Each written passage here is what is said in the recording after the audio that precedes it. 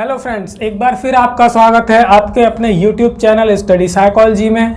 आज हम डिस्कस करने वाले हैं RTE 2009 पार्ट 2। पार्ट 1 में हमने कुछ चर्चा की थी, जैसे इसका नाम जाना था। इसका नाम क्या था? इसका नाम था the right of children to free and compulsory education act 2009, यानी 6 से 14 साल के बालकों के लिए शिक्षा का निःशुल्क एवं अनिवार्य शिक्षा का अधिकार अधिनियम 2009। ठीक है, शॉर्ट में इसे बोलते हैं शिक्षा का अधिकार अधिनियम 2009, यानी कि राइट टू एजुकेशन 2009। ठीक है, तो आज की जो हमारी चर्चा रहेगी वो इस बेस पर डिपेंड करेगी कि आपने हमारी लास्ट की वीडियो कितनी देखी है। अगर आपने वो वीडियो अच्छे से देखा हो, ठीक है, तो ये आज का वीडियो आपके बहुत अच्छे से समझ आएगा। जैसे RTE 2009 पूरे भारत में लागू है। कब से लागू हुआ? 1 अप्रैल 2010 से लागू हुआ। किसको छोड़कर? जम्मू और कश्मीर को छोड़कर। इसमें कितनी धाराएं हैं, कितने अध्याय हैं और कितने अनुसूचियां हैं? ठीक है, तो आपने बात की थी, इसमें 7 अध्याय हैं, 38 धाराएं और 1 अनुसूची। सबसे छोटे 2 अध्याय हैं, पहला और 5वां। सबसे बड़ा अध्याय चौथा, जिसमें 17 धाराएं हैं। ठीक है, तो आज हम बात करने वाले हैं RTE 2009 के मुख्य प्रावधान। तो आज का जो हमारा हेडिंग होगा वो होगा क्या?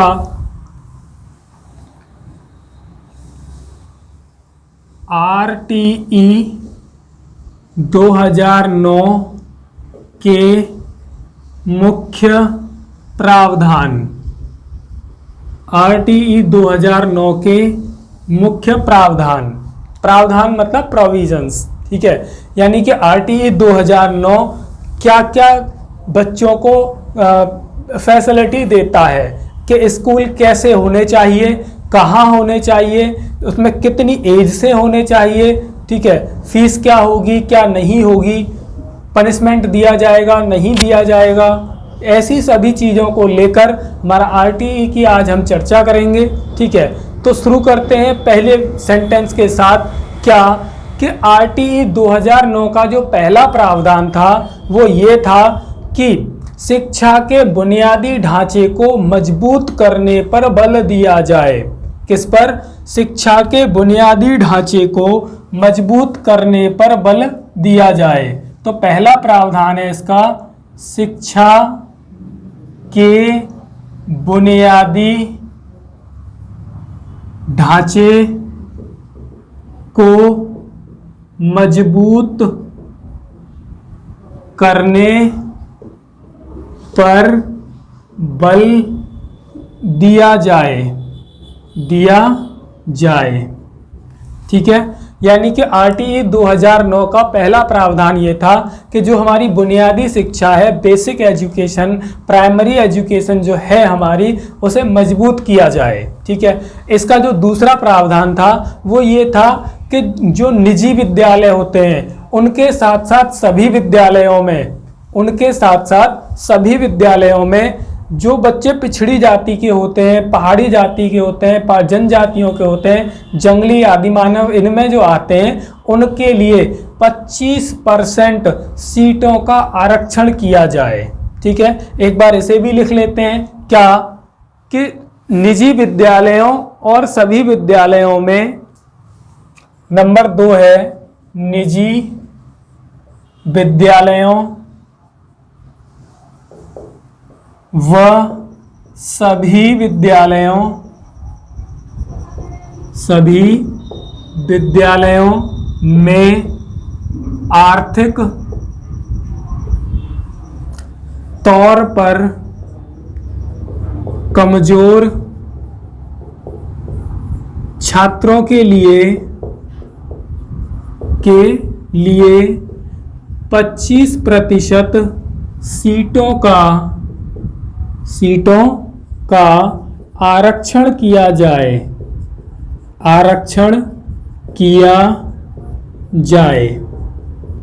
ये था इसका प्रावधान नंबर 2 कि जितने भी निजी विद्यालय होंगे और जितने भी सभी प्रकार के जो विद्यालय हैं निजी के जो साथ साथ चलते हैं, वे सरकारी में तो कोई भी आता है, सभी बच्चों को उसमें एक्सेप्ट किया जाता है, ठीक है। लेकिन इनमें क्या होगा, इनमें आपका 25% सीटों का आरक्षण होगा, जिसमें उनसे कोई भी फीस नहीं ली जाएगी। ठीक है, आगे बात करते हैं प्रावधान नंबर 3 क्या था। प्रावधान नंबर 3 है कि इनकी जो बच्चों की फीस होती है ये 2 तरीके से ली जाती है। किससे ली जाती है? गवर्नमेंट से, बच्चों से नहीं ली जाती, फीस ली जाती है गवर्नमेंट से। तो गवर्नमेंट 2 होती है हमारी, एक केंद्र सरकार और एक राज्य सरकार। अगर बच्चे को राज्य सरकार की गवर्नमेंट से कुछ चाहिए तो कितना, और अगर केंद्र सरकार से चाहिए तो कितना। तो बात करते हैं इसी टॉपिक पर, क्या कि बालकों की शिक्षा पर होने वाले व्यय का अनुपात। जो 3 है, प्रावधान नंबर 3 कि बच्चों की शिक्षा पर होने वाले व्यय में केंद्र व राज्य सरकार का अनुपात, केंद्र व राज्य सरकार का अनुपात। यहां पर एक चीज समझने वाली है, एक बार ध्यान से देखिए कि अगर हम भारत को 4 हिस्सों में बांटें, ठीक है, अगर हम भारत को 4 हिस्सों में बांटें तो क्या होगा? ईस्ट, वेस्ट, नॉर्थ और साउथ। तो ईस्ट में जो 7 कंट्रीज आती हैं, जैसे मणिपुर, मेघालय, त्रिपुरा, अरुणाचल प्रदेश, ये जो आती हैं 7 सिस्टर्स, इनमें क्या होता है, और इनके अलावा इस पूरे स्पेस में क्या होता है। ठीक है, 2 तरीके से आपको यहाँ याद रखना है कि एक तो होता है 90 और 10 का रेशियो, एक होता है 65 और 35 का रेशियो। ठीक है, क्या होता है? जो बच्चों की शिक्षा पर व्यय होता है उसमें होने वाला केंद्र और राज्य सरकार का खर्च का अनुपात। ठीक है, 90-10 का जो है ये है पूर्वोत्तर राज्यों के लिए, पूर्वोत्तर राज्यों के लिए इनको 7 सिस्टर्स भी बोलते हैं। और अदर जो अन्य राज्य बचे हैं ये उनके लिए है, अन्य राज्यों के लिए। ठीक है, उम्मीद है ये आपके अच्छे से समझ में आ गया होगा कि अगर बालकों की शिक्षा पर व्यय हो रहा है, ठीक है, अगर मान लीजिए एक बालक की शिक्षा पर 100 रुपीस एक्सपेंड होते हैं, या उसका जो एक्सपेंडिचर है वो 100 रुपीस है, तो उसमें से अगर बालक पढ़ता है मणिपुर में तो वहाँ की राज्य सरकार देगी 10 रुपये, और जो हमारी सेंट्रल गवर्नमेंट है वो देगी 90 रुपये। इसलिए मिला के कितना होगा? 100 रुपीस। अगर बालक मान लीजिए यूपी में, राजस्थान में, ठीक है, हरियाणा में, इनमें पड़ता है तो 35 रुपीस देगी वहाँ की राज्य सरकार, और 65% देगा हमारा केंद्र सरकार। ठीक, आगे की हम बात कर लेते हैं इसमें।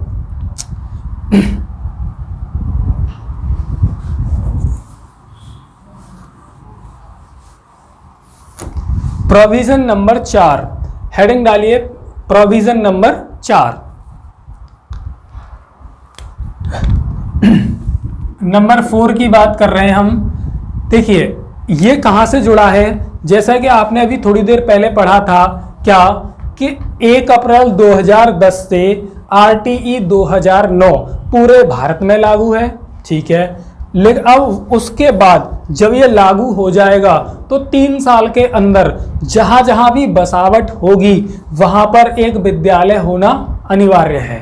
ये है प्रोविजन नंबर 4। क्या कि आरटीई 2009 के लागू होने के 3 वर्ष के अंदर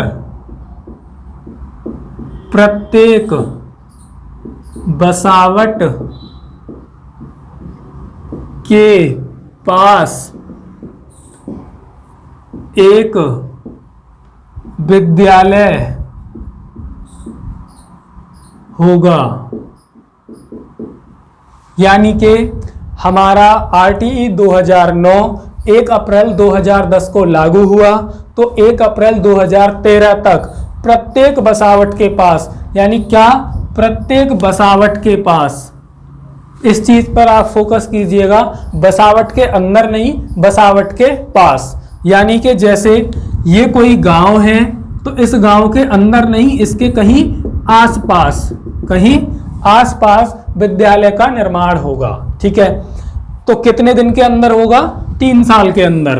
कहाँ होगा, जितनी भी बसावटें होती हैं उनके आसपास। जैसा कि आपने देखा होगा, वैदिक काल में देखा हो, गुरुकुल जहाँ होते थे वो गांव के एकदम बाहर होते थे, क्योंकि गांव का जो शोरगुल होता है, जो लोगों का, बच्चों का या किसी अन्य पशुओं का, उन शोरगुल से दूर बच्चों की शिक्षा का प्रावधान किया गया है।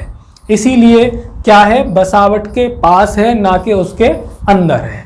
ठीक है, आगे हम बात कर लेते हैं प्रोविजन नंबर 5। क्या कि ये यहीं से जुड़ा हुआ है कि जब विद्यालय खुल गया तो प्राइमरी को 2 भागों में बांटा। क्या कि एक तो होते हैं बच्चे कौन से, जो कक्षा 1 से 5 तक पढ़ते हैं, और एक होते हैं वो जो कक्षा 6 से 8 तक वाली क्लास में पढ़ते हैं।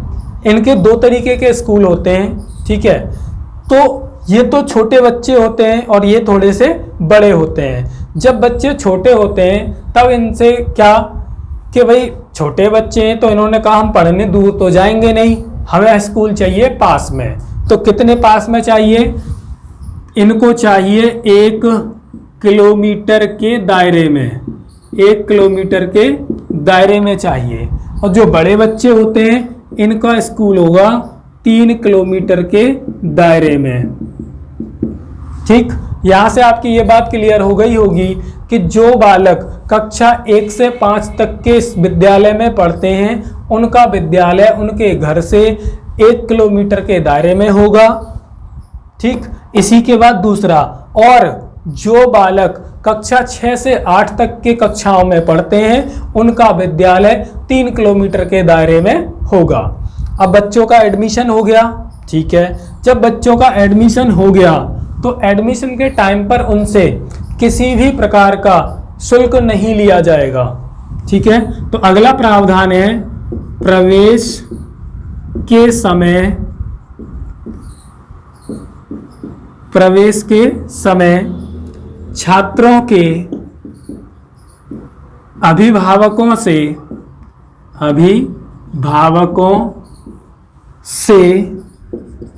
किसी भी प्रकार का शुल्क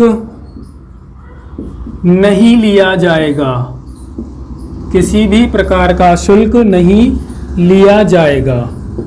इसका मतलब है कि उनका जो प्रवेश होगा, जो एडमिशन होगा, एकदम फ्री होगा, फ्री ऑफ कॉस्ट। ठीक है, अगर कोई विद्यालय ऐसा करता है, अगर कोई विद्यालय ऐसा करता है कि जो आरटीई के प्रावधानों की अवहेलना करे तो आप उसके खिलाफ शिकायत कर सकते हैं। ठीक है, ये भी प्रावधान है। अब जब बच्चों का एडमिशन हो गया तो केवल फीस पे तो रुका नहीं, अब बात आई उसकी कि जन्म प्रमाण पत्र। ठीक है, तो बच्चों से जन्म प्रमाण पत्र भी नहीं लिया जाएगा। एक और प्रावधान नंबर 7, प्रवेश के समय या फिर जन्म प्रमाण पत्र के अभाव में, जन्म प्रमाण पत्र के अभाव में छात्रों को प्रवेश से रोका नहीं जाएगा, रोका नहीं जाएगा। यानी अगर किसी बालक पर जन्म प्रमाण पत्र नहीं है तो उस बालक का प्रवेश रोका नहीं जाएगा।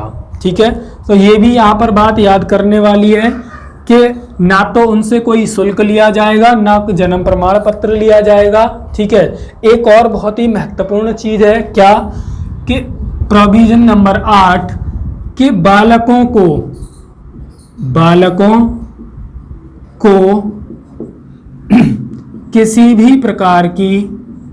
किसी भी प्रकार की सजा नहीं दी जाएगी, यानी पनिशमेंट नहीं दिया जाएगा। बालकों को किसी भी प्रकार का दंड नहीं दिया जाएगा, नहीं दिया जाएगा। ठीक है, यानी कि दंड दो प्रकार के होते हैं, शारीरिक और मानसिक। तो यहां पर क्लियर कर दिया कि किसी भी प्रकार का दंड नहीं दिया जाएगा। जब से ये आरटीई आया है तब से टीचरों की तो सामत आ गई है, ना बच्चे को डांट सकते हैं, ना डरा सकते हैं, ना मार सकते हैं। उससे पहले क्या होता था कि जब बच्चों का एडमिशन होता था तो माता पिता कहने आते थे कि हड्डी हड्डी हमारी, खाल खाल तुम्हारी, तो मास्टर उनकी इतनी कुटाई करते थे, पेड़ों से बांध बांध के मारते थे। लेकिन आज की डेट में ना तो कोई टीचर उनको मार सकता है और ना ही डांट सकता है, ठीक है, ना ही डरा सकता है। तो उसके लिए ये प्रावधान है, अगर कोई टीचर ऐसा करता है तो उसके खिलाफ एक्शन लिया जाएगा। ठीक, उम्मीद है आपके इतना समझ में आ गया होगा, है ना। आगे की चर्चा करने से पहले आपसे थोड़ा सा एक डिस्कस करने वाले हैं कि 10 अगस्त 2020 एक बार मैं आपको लिख के बता देता हूं।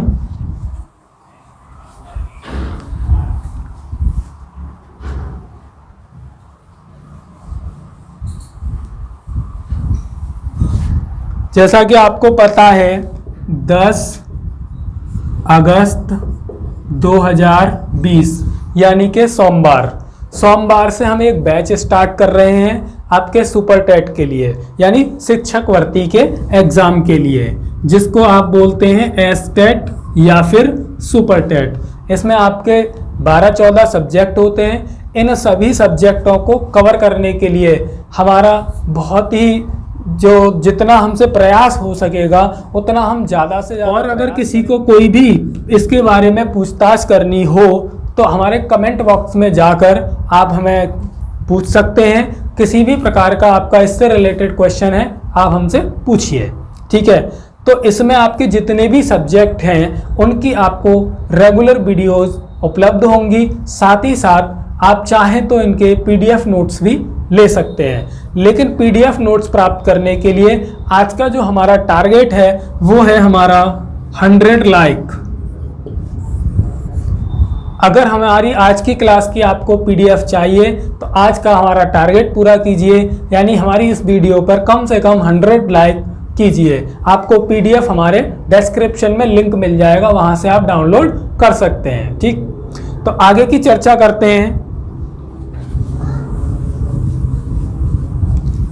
देखिए, हमने बात की थी यहां तक कि बालकों को किसी भी प्रकार का दंड नहीं दिया जाएगा, ठीक है। तो अगला प्रावधान है इसका, प्रावधान नंबर 9, क्या कि जो शिक्षा होगी, शिक्षा बाल केंद्रित होगी, बाल केंद्रित होगी। ये भी इसका एक प्रावधान है, ठीक है। आगे की बात कर लेते हैं। जो अभी यहां से निकला था कि दंड नहीं दिया जाएगा, इसी के साथ साथ एक और चीज है, क्या कि जब तक बालक अगर बालक की मान लीजिए पढ़ाई नहीं चल रही, बालक हो गया 10 साल का, ठीक है, आपको मिला कि भाई इसका स्कूल में एडमिशन क्यों नहीं हुआ, ठीक है, तो एडमिशन नहीं हुआ तो उनके घर वालों ने कहा आप करवा दो। तो 10 साल का बालक जिस क्लास में होगा उसके अनुसार, यानी 10 साल का बच्चा जिस क्लास में आता है उसी के अनुसार उसे प्रवेश दिया जाएगा और उसकी छूटी हुई कक्षाओं के लिए उसे स्पेशल ट्रेनिंग दी जाएगी, ठीक है। आगे इसे एक बार लिख लेते हैं। ये है क्या कि सबसे पहले आयु के अनुसार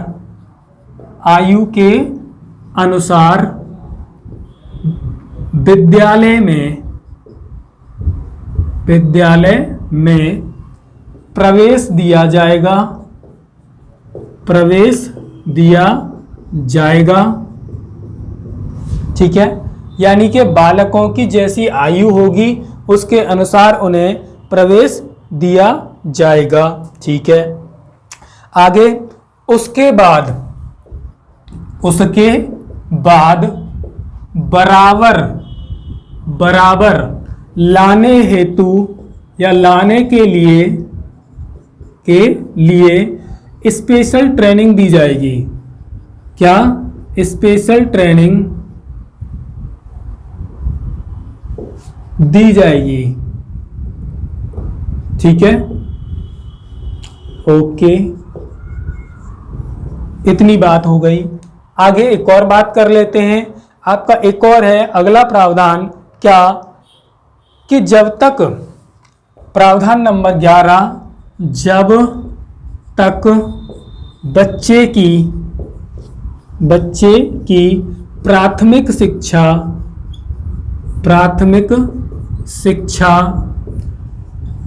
पूरी ना हो जाए तब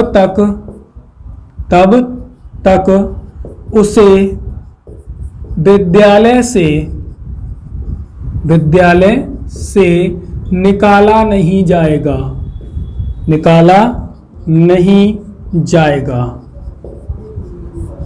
ठीक है, यानी कि जो हमारी प्राथमिक शिक्षा है, जब तक बच्चे की पूरी ना करा दें तब तक हम विद्यालय से बच्चे का नाम नहीं काट सकते। ठीक है फ्रेंड्स, उम्मीद है आपके इतना ये समझ में आ गया होगा। आगे की चर्चा कर लेते हैं। क्या अब तक हमारे हो गए 11 प्रावधान।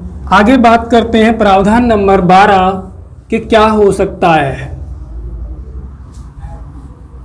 प्रावधान नंबर 12 बात कर रहे हैं अब हम नंबर 12 की। क्या कि RTE 2009 में एक प्रावधान आया कि जब विद्यालय बन गया आपने डिसाइड कर लिया कि 3 साल यानी 1 से लेके 5 तक के बच्चे इतनी दूर जाएंगे, 6 से 8 तक के बच्चे इतनी दूर जाएंगे, कोई प्रमाण पत्र नहीं लिया जाएगा, कोई आपसे फीस नहीं ली जाएगी, बच्चों को पनिश नहीं किया जाएगा। ठीक है, और उनको आप यूनिफॉर्म प्रोवाइड कराएंगे, उनको आप मिड डे मील देंगे। ठीक है, और भी जो सुविधाएं हैं आप उनको वो देंगे, कोई बात नहीं। फीस का भी प्रावधान केंद्र सरकार और राज्य सरकार में बांट दिया। ओके, अब इन सब की देखभाल कौन करेगा?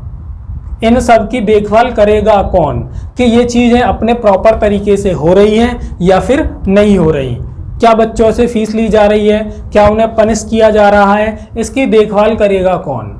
तो उसके लिए इसमें एक और प्रावधान बना। क्या प्रत्येक विद्यालय में एक SMC होगी।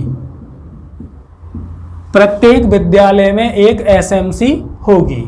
अब ये SMC क्या होता है एक बार समझ लेते हैं। ठीक है, SMC का फुल फॉर्म होता है school management committee. School management committee अर्थात विद्यालय प्रबंधन समिति। विद्यालय प्रबंधन समिति ये उसकी देखभाल करेगी कि सभी कार्य अपने प्रॉपर तरीके से चल रहे हैं या फिर नहीं चल रहे। ठीक है, ये बहुत ही इंपॉर्टेंट क्वेश्चन है जो हम अच्छे मतलब समझ नहीं पाते हैं, हम कंफ्यूज रहते हैं हर वक्त। आज हम इसको इतने अच्छे तरीके से डिस्कस करने वाले हैं कि आज के बाद आपको कभी कोई प्रॉब्लम नहीं आएगी। कैसे नहीं आएगी कि ये जो SMC होगी इसका निर्माण कैसे होता है, SMC का निर्माण कैसे होता है या फिर कहें तो इसका गठन कैसे होता है। बात कर लेते हैं SMC के गठन की। तो इसका गठन 2 तरीके से होता है। ठीक है, क्या इन 2 तरीकों में क्या क्या होता है? पहला तरीका ये होता है कि इसमें जो सदस्य होंगे वो कैसे कैसे होंगे। ठीक है, और 1/, होगा 75% और 1 जो होगा वो होगा 25%। अब इनमें कौन कौन से लोग आएंगे कि 75% में या तो बच्चों के माता पिता होंगे, माता पिता या फिर होंगे अभिभावक। कौन होंगे? अभिभावक। 75% वो लोग होंगे जो ये होंगे बच्चों के घर से। 25% होंगे विद्यालय से। कहाँ से होंगे? विद्यालय से। ठीक है, तब जाके ये एसएमसी का निर्माण होगा। अब इसमें भी एक चीज और देखना है। क्या देखना है? कि इसमें दो तरीके से लोग होंगे, एक तो होंगे मेल और एक होंगे फीमेल। अब क्या होगा? तो आरटीई कहता है कि आपके आधे से ज्यादा मेल और आधे से ज्यादा फीमेल नहीं होने चाहिए, अर्थात पुरुष और महिलाएं बराबर अनुपात में होंगी। ठीक है, एक बार इस चीज को और समझ लेते हैं, हो सकता है अभी कुछ दोस्तों के समझ में ना आई हो।